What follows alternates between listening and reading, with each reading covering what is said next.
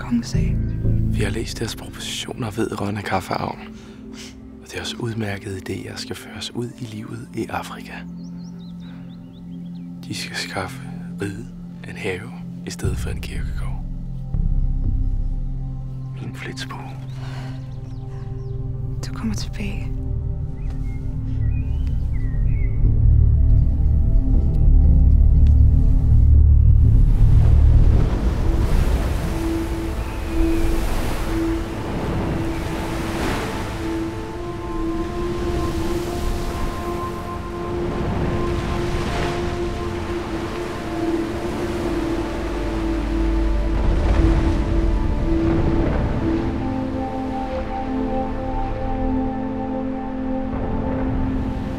Min pige.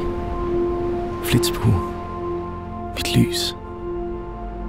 Torsdagen den 3. juni er det herrens år 1836 klokken 4 eftermiddag satte jeg for første gang foden i land på dansk territorium.